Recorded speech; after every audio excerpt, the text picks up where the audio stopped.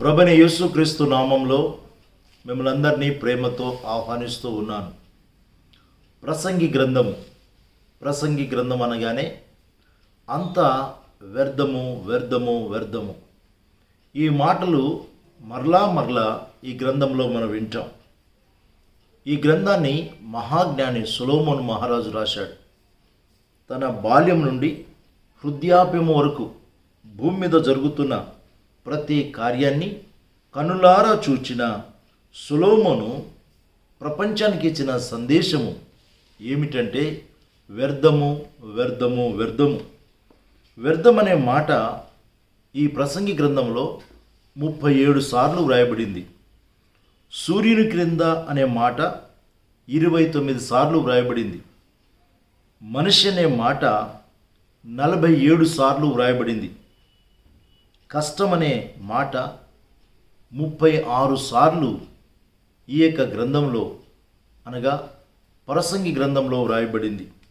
ప్రియులారా, అంతా వ్యర్థము వ్యర్థము వ్యర్థము అన్నప్పుడు లాభకరమైనది ఏదైనా ఉందా అని ఆలోచన చేస్తే ఈ మహాజ్ఞాని ఏం చెప్పాడో విందామా? మీ దగ్గర బైబిల్ కనుక ఉంటే ప్రసంగి గ్రంథము 12వ అధ్యాయము 13వ వచనాన్ని చదివి అండర్లైన్ చేసుకోండి. వినండి. ఇదంతయు వినిన తరువాత తేలిన ఫలితార్థం ఇదే: దేవుని యందు భయభక్తులు కలిగి ఉండి ఆయన కట్టడలను అనుసరించి నడుచుచుండవలెను. మానవ కోటికి ఇదియే విధి. దేవుని యందు భయభక్తులు కలిగి ఉండి ఆయన కట్టడలను అనుసరించి నడుచుండవలెను. మానవ కోటికి ఇదియే విధి.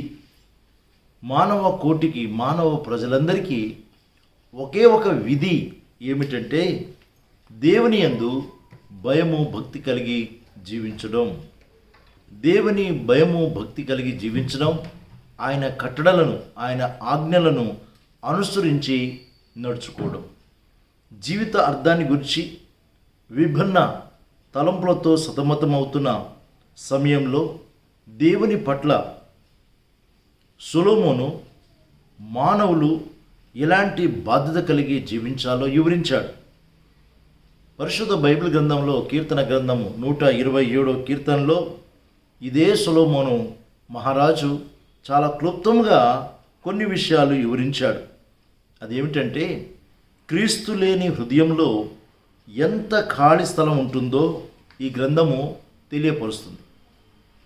సర్వలోకాన్ని సంపాదించుకొని ఆ హృదయంలో ఆ సర్వలోకాన్ని ఉంచిన ఆ హృదయము ఖాళీదే. ఈ మాట గుర్తుపెట్టుకోండి ప్రియులారా. దాన్ని దేనితో మనము లింపగలము అంటే దేనితోనూ లింపలేము. సూర్యుని క్రింద ఉన్న మనిషికి క్రీస్తులో ఉన్న వ్యక్తికి మధ్య గొప్ప వ్యత్యాసం ఉంది.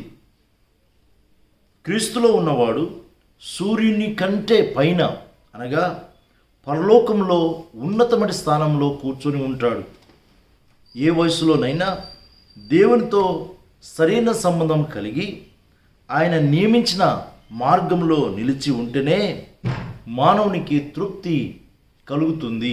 గుర్తుపెట్టుకోండి ప్రియులారా, మన హృదయంలో దేవుడు ఉన్నప్పుడు మనిషికి తృప్తి కలుగుతుంది. దేవునిలో మనం ఉన్నప్పుడు, దేవుడు మనలో ఉన్నప్పుడు, దేవుని ఆజ్ఞలను మనము పాటించినప్పుడు, దేవుని యొక్క భయభక్తి కలిగి జీవించినప్పుడు మనకు తృప్తి, ఆనందము, సంతోషము కలుగుతుంది. మర్చిపోకండి.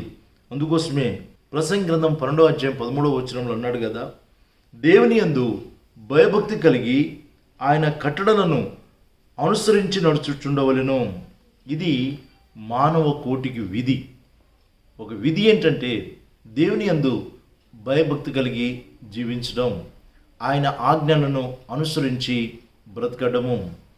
ఆయన యందు భయభక్తి కలిగి జీవించడం ద్వారా, ఆయన కట్టడలను అనుసరించి నడుచుకోవటం ద్వారా మానవునికి తృప్తి కలుగుతుంది, సంతోషం కలుగుతుంది, ఆనందం కలుగుతుంది, సమాధానం కలుగుతుంది. సమాధానకరమైన జీవితము నీకు కావాలా? తృప్తికరమైన జీవితము నీకు కావాలా? అయితే ఇదిగో దేవుని యందు భయభక్తి కలిగి జీవించడానికి తీర్మానం చేసుకో. ఆయన కట్టడలను, ఆయన ఆజ్ఞలను, ఆయన మాటలను అనుసరించి జీవించడానికి తీర్మానం చేసుకో. ఆయన మాటలే జీవ మాటలు. అవి మన ఆయుష్ని పెంచుతుంది, ఆరోగ్యాన్ని ఇస్తాయి, నెమ్మదిని ఇస్తుంది, శాంతి ఇస్తుంది, సమాధానం ఇస్తుంది, జ్ఞానము వివేకం ఇస్తుంది. సత్య మార్గంలో నడుస్తున్నానన్న నిరీక్షణ మనకు ఈ బైబిల్ గ్రంథం ఇస్తుంది. అలాంటి గొప్ప అనుభవంలో పరిశుద్ధాత్మదేవుడు వాక్యం వింటున్న మనకు అనుగ్రహించునుగాక. దైవాశీస్సులు. ప్రార్థన చేసుకుందాం.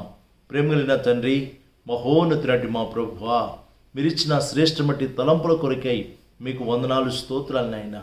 యేసు ప్రభువా, సొలొమోను మహారాజు సమస్తము వ్యర్థము వ్యర్థము వ్యర్థమని చెబుతూ ప్రసంగి గ్రంథము 12వ అధ్యాయము 13వ వచనంలో చెప్పిన మాట తండ్రి, దేవుని యందు భయభము భక్తి కలిగి ఆయన కట్టడలను అనుసరించి నడుచుకొనుటయే మానవుని జీవితానికి ప్రయోజనకరమైనది. ఇది విధి అని జ్ఞాపకం చేశాడు. మీకు స్తోత్రం ప్రభువా.